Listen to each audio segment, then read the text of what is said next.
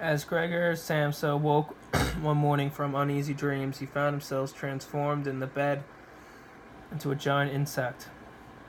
He was lying on his hard, as it were armor-plated back, and when he lifted his head a little, he could see the dome-like brown belly divide into stiff arched segments, on top of which the bedquilt hardly keep in position and was about to slide off completely.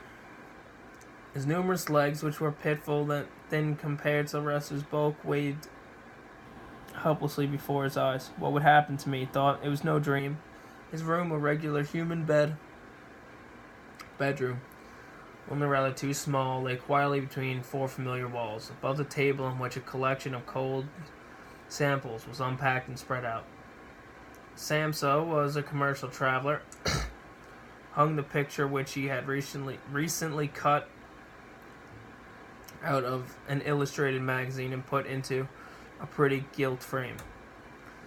It showed a lady with a fur cap on and a fur stole, sitting upright and holding out to the spectre a huge fur muff, into which the whole of her forearm had vanished.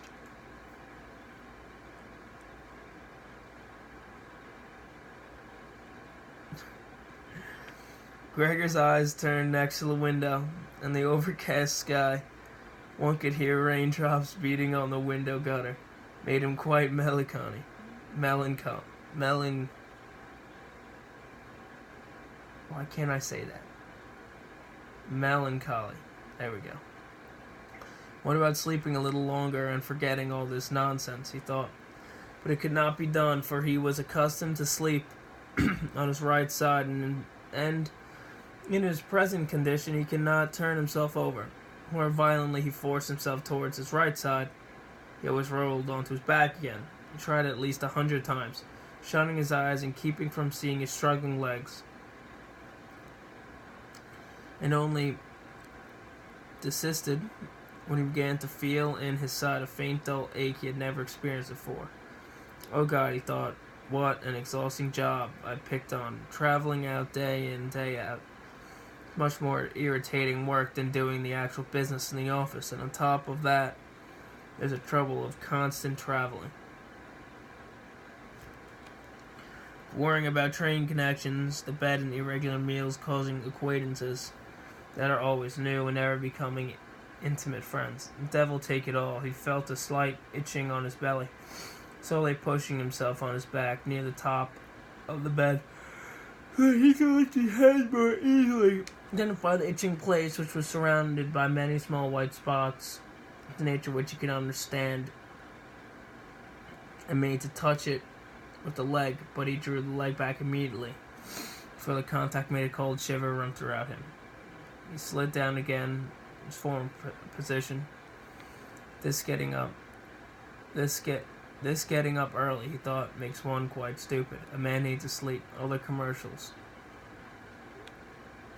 live like harem woman for existence. When I come back to the hotel of morning to write up the orders I've got, these others are sitting down to breakfast. Let me just try that with my chief. I'd be sacked on the spot. Anyhow, that might be quite a good thing for me. Who can tell? If I didn't have to hold my hand because of my parents, I'd have given notice long ago. I've gone to Chief and told him exactly what I think of him. That would knock him away from his desk. It's a queer way of doing, too, to sitting on high at a desk and talking down employees, especially when they have to come quite near because the chief is hard of hearing. Still hope. Once I've saved enough money to pay back my parents' debts to them, that should take another 5 or 6 years. Do it without fail. Cut myself completely loose then. For the moment, though, I better get up, since my train goes at 5. Looked at the alarm clock ticking on the chest. Heavenly Father thought it's 6:30, and the hands were quietly moving on. It was even past the half hour. It was getting on towards 7:15. The alarm clock not gone off. On the bed, one could see that it had been properly set for 4 o'clock. Ooh, that's not good. Of course, it must have gone off.